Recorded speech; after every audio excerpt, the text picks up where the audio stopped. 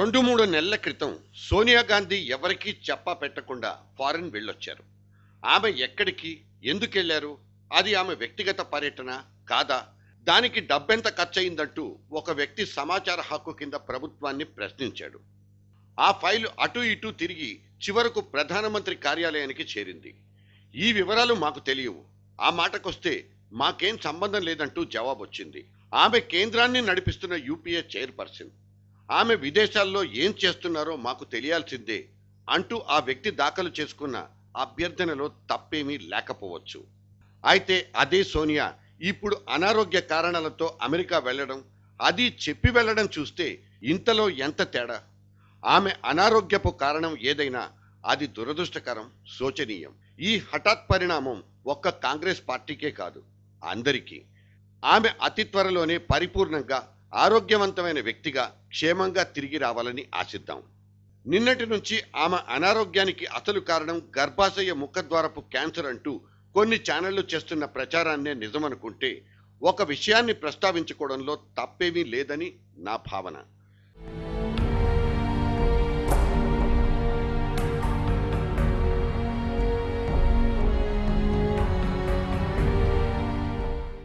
Sonia UPA first lady. ఈ దేశానికి ప్రాతినిధ్యం వహిస్తున్న కేంద్ర ప్రభుత్వానికి దిశానిర్దేశం చేస్తున్న వ్యక్తి కూడా. ఆమె వేసే ప్రతి అడుగు కోట్లాది మంది భారతీయులకు ఆదర్శప్రాయం కావాలన్నది అభిమతం. ఆమె అనారోగ్యాన్ని ఇక్కడే నయం చేసుకోవచ్చు కదా, మన దేశంలో హెల్త్ కేర్ లేదా, ఈ డాక్టర్లు ఆ జబ్బును నయం చేయలేరా, ఆ శస్త్రచికిత్స ఇక్కడ జరగదా అంటూ నిన్నటి నుంచి ఇంటర్నెట్లో ఒక చర్చ జరుగుతోంది. ఇప్పుడు మన దేశంలో లక్షలాది మంది మహిళలు ఈ వ్యాధితో బాధపడుతున్నారు. ఆ మధ్య ఖమ్మం జిల్లాలో ఈ వ్యాధి బారిన పడకుండా ఉండడానికి కొంతమంది గిరిజన మహిళలకు ఇచ్చిన మందుల ప్రయోగం వికటించి కొంతమందిని పూర్తిగా మంచాలకే పరిమితం చేసిందన్న వార్తలు వచ్చాయి. అది నిజం కూడా. ఇప్పుడు దేశంలో విస్తృతంగా ఈ వ్యాధి గురించి ప్రచారం జరుగుతోంది. విదేశాల నుంచి వచ్చిన కొంతమంది ఔత్సాహికులు స్వచ్ఛందంగా ఇందుకోసం శ్రమిస్తున్నారు కూడా. ఇటువంటి నేపథ్యంలో ఆ వ్యాధిగ్రస్తులకు భరోసాగా సోనియా ఇక్కడే ఉండి ఆ చికిత్స చేయించుకుంటే ఎంతో ఆదర్శప్రాయంగా ఉండేదన్నది కొంతమంది అభిప్రాయం. అందుకు అభ్యంతరాల మాటలు ఎలా ఉన్నా అదిగో పులి ఇదిగో తోకల జాడ్యం ముదిరిపోయిన మన దేశంలో, ముఖ్యంగా కాంగ్రెస్లో ఆమెను ఇక్కడ సవ్యంగా ప్రశాంతంగా ఉండనిస్తారా అన్నది ప్రశ్న.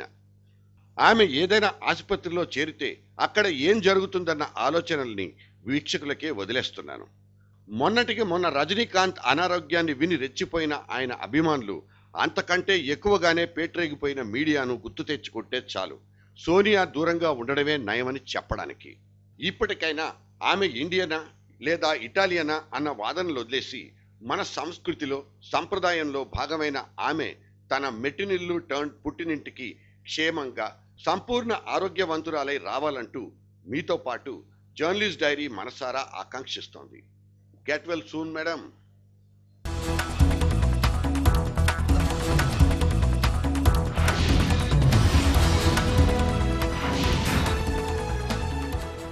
తెలుగుదేశం పరిభాషలో ఆగస్ట్ అనే మాటకు సంక్షోభం అని ఇంకో అర్థం ఉండేది. ఎందుకంటే చరిత్రలో కనీసం అరడజను ఆగస్టులైనా ఆ పార్టీకి అరిష్టాల్ని ప్రసాదించినట్లు గుర్తు. ఇప్పటికీ క్యాలెండర్లో వచ్చే ప్రతి ఆగస్టును భారంగా దాటుకుంటూ వస్తున్న చారిత్రాత్మక పార్టీ టీడీపీ. కానీ నడుస్తున్న ఈ ఆగస్టు మాత్రం ఎందుకో కాంగ్రెస్ వైపు టర్న్ ఇచ్చుకుంటున్నట్లు కనిపిస్తోంది. తరచి చూస్తే ఇప్పుడు సంక్షోభపు ఛాయలు అక్కడే ఎక్కువ.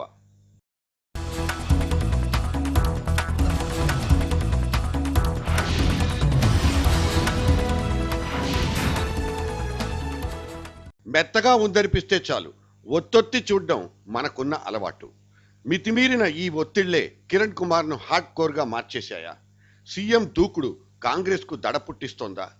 కిరణ్ కుమార్ జగమొండి సీఎం అని ఏకులా వచ్చి మేకై దిగిపోయాడంటూ వాపోతున్న వాళ్ల వాదనకు బేస్ ఎక్కడ? 14F ఉన్నా లేకపోయినా ఎస్ఐ పరీక్షల తేదీ మార్చబోనన్న సీఎం, రాష్ట్రపతి ఉత్తర్వుల్ని తొలగించేది తాను కాదని బల్లగుద్ది చెప్తున్న సీఎం, తెలంగాణ వాదులు తలపెట్టిన సకల జనుల సమ్మెను పరోక్షంగా ఎగదోస్తున్నట్లు కనిపిస్తే అందులో తప్పు లేదు. మళ్లీ మళ్లీ అసెంబ్లీ తీర్మానం అడుగుతున్న కేంద్రానికి మళ్లీ మళ్లీ తిరుగు లేఖలు రాసి తన ఖచ్చితత్వాన్ని చాటుకుంటున్న సీఎం దూకుడు కొందరికి నచ్చకనూ పోవచ్చు. కానీ ఇటువంటి ముఖ్యమంత్రి రాష్ట్రానికి కావాలనుకుంటున్న వాళ్ళు ఉన్నారు. సమ్మె హక్కు మీద యస్మా పేరుతో ఉక్కుపాదం మోపే ప్రయత్నం ముఖ్యమంత్రి చేయజూస్తున్న ఇంకో సాహసం. ఇంతకు ముందు ఆర్టీసీ కార్మికులు, జూనియర్ డాక్టర్ల మీదనే యస్మా బాణం ఎక్కుపెట్టినట్లు గుర్తు. కోర్టు హెచ్చరించిన తర్వాత మాత్రమే అప్పుడప్పుడు యస్మాస్త్రాలు బయటికి తీశారు. అయినా ఏ యస్మా కూడా అమలు దాకా వచ్చిన దాఖలా లేదు. మరి 4 సర్కారీ శాఖల్ని యస్మా పరిధిలోకి తీసుకొచ్చి తెలంగాణ ఉద్యోగులతో వైరం పెంచుకోవడాన్ని ముఖ్యమంత్రి ఏ విధంగా జస్టిఫై చేసుకుంటారు? మా యాక్షన్ ప్లాన్ అంతా తెలంగాణ జేఏసీ పిలిపించింది. సకల జనుల సమ్మెలో ఉద్యోగులు కూడా మీరు చేయమన్నది. గతంలో కూడా మేము మా డిమాండ్ల మీద ఈ ప్రభుత్వంతో కొట్లాడినం చేసినాం, ఏవి అమలు కాలేదు. ఇప్పటి వరకు కూడా ప్రభుత్వం సానుకూల స్పందించాలని చెప్పాను కానీ పరిష్కారం చేయాలని కానీ ప్రభుత్వం ఆలోచన చేయట్లేదు.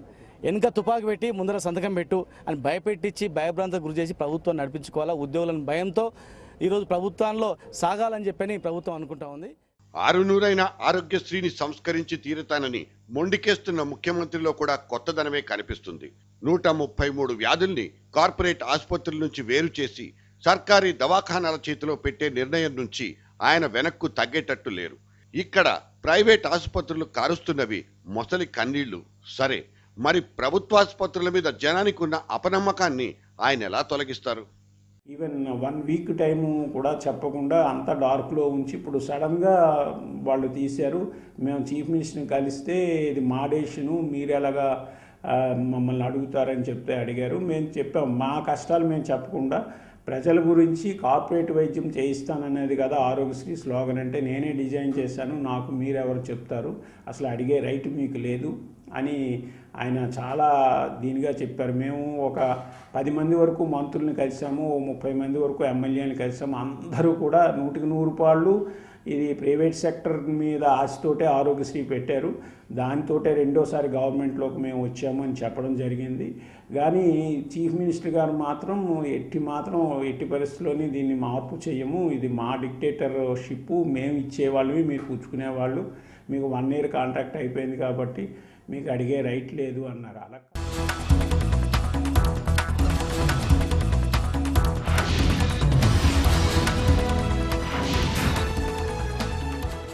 కిరణ్ కుమార్ దూకుడు పార్టీకి చేటు తెచ్చే విషయం కంటే ఆయన సర్కారు మాత్రం ఈ ఆగస్టు గడిస్తే చాలని దేవుడికి దండం పెట్టుకుంటోంది.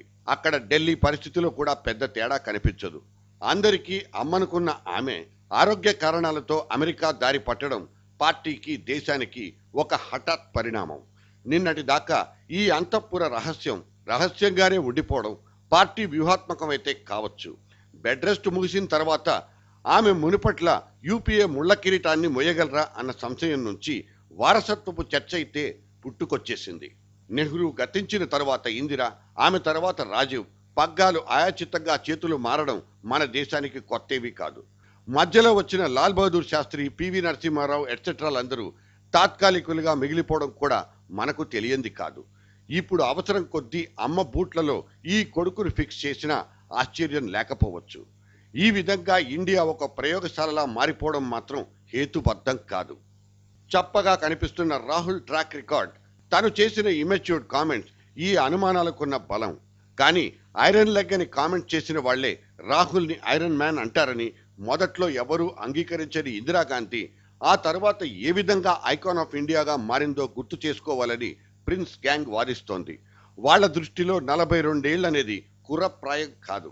4 చంపితేనే డాక్టర్ అన్న మోటు సామెతను కూడా వాళ్లు ప్రయోగిస్తారు. ఏఐసిసికి, యూపీఈకి ఏకైక దిక్కైన అడ్హాక్ కమిటీ కూర్పులో కూడా రాహుల్ చెంచాలదే అగ్రస్థానం. సోనియాకు ఆత్మలాంటి అహ్మద్ పటేల్కు కమిటీలో ఛాన్స్ ఇవ్వడం, నెంబర్ 2 ప్లేస్లో ఉన్న ప్రణబ్ను దూరంగా పెట్టడం, ఇవన్నీ కాంగ్రెస్ వ్యూహాత్మక ఎత్తుగడలు.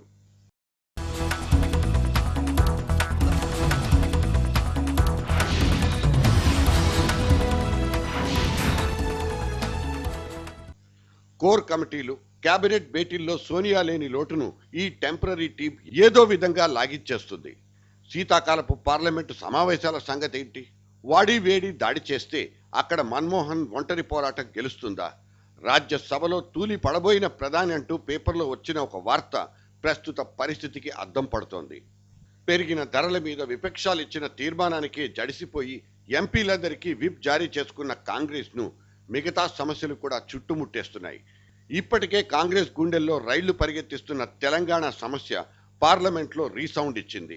బీజేపీ ఇచ్చిన సావధాన తీర్మానం మీద సుదీర్ఘంగా జరిగిన చర్చ డిసెంబర్ 9 నాటి ప్రకటనకే కట్టుబడాలంటూ తేల్చి చెప్పింది. कि ये कंसेंसस ये वाइडर कंसल्टेशंस बहुत हो गई. अब आपने एक फ्रेश रेजोल्यूशन की बात की जिसको चीफ मिनिस्टर ने कहा कि जरूरत नहीं है कॉम्पोजिशन ऑफ असेंबली. मैं ये कहती हूँ मुझे कुछ नहीं पूछना, मुझे एक निवेदन करना है कि आप तेलंगाना का बिल लेकर आइए. ये कॉन्स्टिट्यूशन अमेंडमेंट बिल है. 2/3 सांसद आपको चाहिए, हम जुटाएंगे वो सांसद. కాంగ్రెస్ నుంచి బయటకొచ్చి కాంగ్రెస్ గుండెల మీద తన్నేంత గొప్ప మెజారిటీతో నెగ్గిన ఒక కడప గుర్రం రేపటి కాంగ్రెస్ కు ఒక నిలువెత్తు ప్రశ్నార్థకంగా నిలిచాడు. ఎవరేమన్నా కాదన్నా పార్లమెంట్లో జగన్ ప్రమాణ స్వీకార ఘట్టం కాంగ్రెస్ కంట్లో పడ్డ ఒక తాజా నలక.